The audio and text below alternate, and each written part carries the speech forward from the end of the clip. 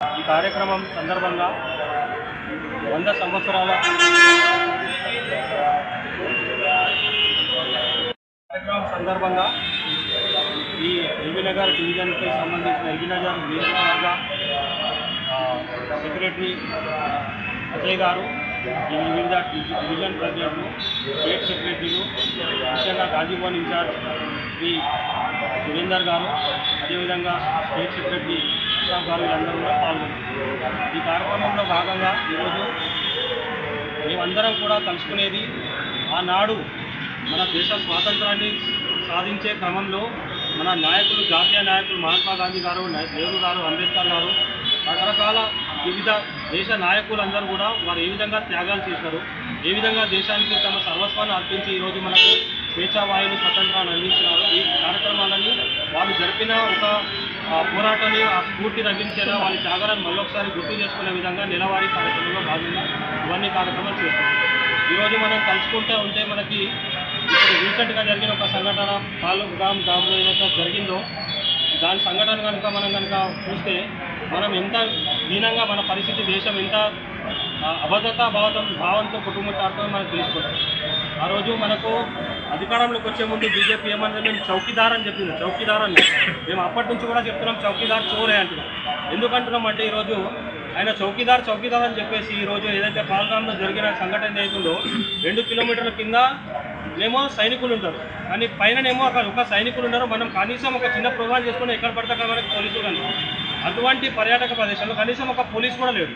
వాళ్ళు దాడులు జరిపి మంచిగా నిర్భయంగా వెళ్ళిపోయిన తర్వాత కూడా మనకి అక్కడ దిక్కు లేని పరిస్థితి ఏర్పడుతుంది. అక్కడ చిన్న పిల్లలు వాళ్ళందరూ చెప్తున్నారు అసలు పోలీసులే లేరు. అటువంటి ప్రదేశాలను పర్యాటక ప్రాంతంగా మీరు గుర్తించినారు, అట్లా జనాలను ఎట్లా పంపించినారు అంటే మీరు ఏం సందేశం ఇస్తున్నారో మీరు ఖచ్చితంగా మేము ఏమంటున్నామంటే బీజేపీ వాళ్ళ ఒక వైఫల్యానికే, బీజేపీ ప్రభుత్వం వైఫల్యం, కేంద్ర ప్రభుత్వం వైఫల్యాన్ని ఈరోజు పహల్గామ్లో జరిగిన దాడి. ఈరోజు అది ఒకవేళ వాళ్ళు ఎవరు చేసినా ఖండించాల్సిందే, తీవ్రవాదులైనా సరే, అది ఇంకెవరు ఏ ముష్కరులు చేసినా అది ఖండించాల్సిన విషయం. కాకపోతే మన లోపాన్ని కూడా మనము ఒక కాంగ్రెస్ పార్టీ కార్యకర్తగా, సేవాదళ కార్యకర్త మేము చెప్పకపోతే ప్రజలకు ఎలా తెలుసు? వాళ్ళు చేసిన లోపాలను తప్పించుకోవడానికి మళ్ళీ ఏం చేస్తున్నారు, మసిపూసి మారేకాయలాగా మేము హిందూ జనాలను ఆపేస్తున్నాం. హిందూ జనాలను ఆపేయడానికి మన దగ్గర ఏం కంట్రోల్ ఉంది? మన దగ్గర ఏ రిజర్వాయర్ ఉంది, ఏ డ్యామ్ ఉంది మన దగ్గర హిందూ జలాలు? సో పేపర్లో, సోషల్ మీడియాలో ఏం చేస్తున్నారు, తప్పుడు ప్రచారం చేస్తున్నారు. హిందూ జలాలను ఆపినామని ఏదో ఒక రిజర్వాయర్ ఫోటో డ్యామ్ చూపించేసి ఇదే మేము ఆపినామని చెప్పేసి జనాలను ఒక తప్పుడు భ్రమలో గుర్తించి మళ్ళీ ఏమంటున్నారు, వాళ్ళు హిందువులను ఏరికోరి చంపేశారు, ముస్లింలను మళ్ళీ టార్గెట్ చేస్తున్నారు. సో మేము బీజేపీ ఏమంటాం, మేము అధికారంలోకి రావడానికి చేసింది సరే, ఈరోజు తీవ్రవాదులు దాడి చేసింది మన భారతీయులపైన దాడి చేస్తారు. ముస్లిమా కాదు, ఇంకొకరు కాదు, వాళ్ళు తీవ్రవాదుల ఒక సిద్ధాంతం ఏది ఉందో అది మనం దాన్ని ఖండించాల్సింది. కాకపోతే మనం గుర్తించాల్సింది ఏంటంటే వాళ్ళని ఇప్పుడు మనకున్న మిగిలిన భారతీయులను కాపాడింది ఎవరు? ముస్లింలే కదా. సో మన ముస్లింలను మనం భారతీయులను మనం గుర్తించకపోతే మన ముస్లింలను ఎవరు గుర్తిస్తారు? మీరు ఇదే విధంగా మీరు హిందువులు అని చెప్పేసి, హిందువులను చేస్తారని చెప్పేసి, మీకేదో రాజకీయ లబ్ధి చేకూరుతుందని చెప్పేసి మీరు ఇక్కడున్న ముస్లింలకు ఎందుకు అన్యాయం చేస్తున్నారు? ఇక్కడ ముస్లింలు కూడా మన సోదరులే కదా, భారతీయులే కదా.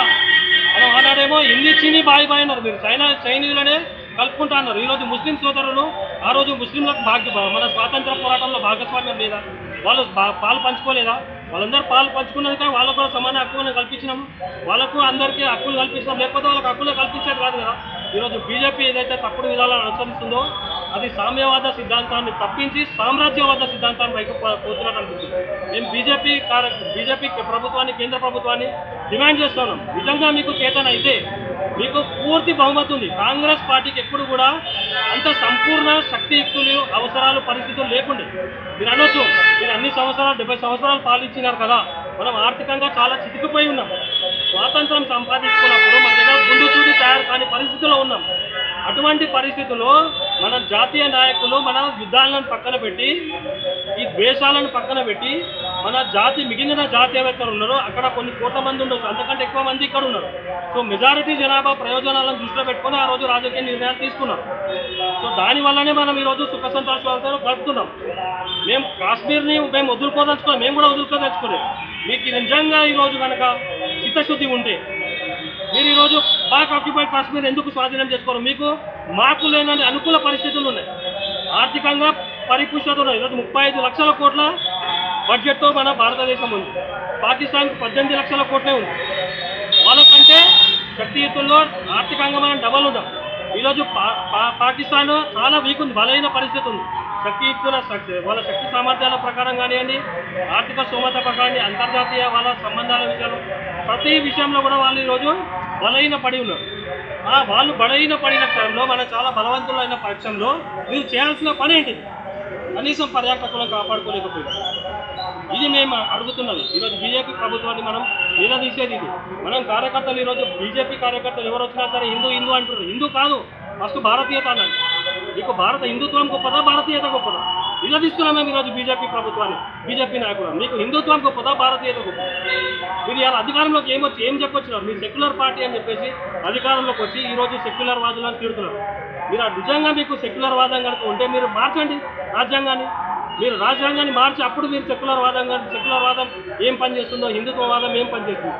బీజేపీ కేవలం ఎలక్షన్ల కోసం, ఎన్నికలకు ఓట్లను దండుకోవడానికి కోసం మాత్రమే హిందుత్వవాదాన్ని తీసుకుంటుంది. వాళ్ళకు నిజంగా చిత్తశుద్ధి ఉంటే పాక్ ఆక్యుపైడ్ కాశ్మీర్ ఎప్పుడో స్వాధీనపరచుకునేది. వాళ్ళు కాంగ్రెస్ పార్టీకి లేని అవకాశాలు, సమర్థత అన్నీ ఉన్నప్పుడు కూడా వాళ్ళు ఏం చేయలేకపోయినారు. ఈరోజు అక్షయ్ సింగ్ అని చూసుకుంటే చైనాకి వదిలేశారు మొత్తం. ఆ చైనా వాళ్ళు ఆక్రమిస్తుంటే దాని గురించి రాహుల్ గాంధీ గారు మాట్లాడినా, నిలదీసినా కానీ దాని గురించి కనీసం పల్లెత్తి మాట ఎత్తి జవాబు చెప్పలేని పరిస్థితుల్లో ఈరోజు బీజేపీ కేంద్ర ప్రభుత్వం నరేంద్ర మోడీ గారి ప్రభుత్వం ఉంది. సో ఈ విధంగా ఇవన్నీ విషయాలపైన మేము సేవాదళ కార్యకర్తలను ప్రజల్లోకి తీసుకెళ్తాం, ప్రజలను చైతన్యపరుస్తాం. ప్రజల్లో మత సామరస్యాన్ని పెంపొందించే కార్యక్రమాలు మేము రెగ్యులర్గా నిరంతరాయంగా కొనసాగిస్తూ ఉంటాం. బీజేపీ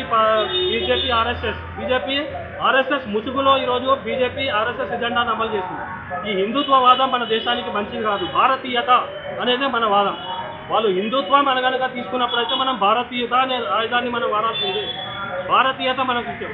భారతీయ జనతా పార్టీ కానీ ఆర్ఎస్ఎస్ కానీ దేశ స్వాతంత్రం సంపాదించడంలో ఎటువంటి భాగస్వామ్యం లేదు. వాళ్ళు దేశద్రోహులు. కానీ ఎలా ఈరోజు బాధాకరమైన విషయం ఏంటంటే దేశద్రోహులు ఈరోజు దేశభక్తులుగా చెలామణమైంది. ఈరోజు దేశభక్తులు ఎవరు అంటే వాళ్ళు భారతీయ హిందుత్వం గురించి మాట్లాడుతున్నారు. భారత మాతను అడ్డం పెట్టుకొని ఈరోజు దేశద్రోహులు దేశభక్తులుగా చెలామణి అవుతున్నారు. నిజంగా దేశ ప్రేమికులు అయితే మత సామరస్యాన్ని కాపాడతారు, భారతీయతను కాపాడతారు, హిందుత్వవాదం జోలికెళ్ళి. నిజంగా దేశభక్తులు అయితే చేయాల్సిన పని అది.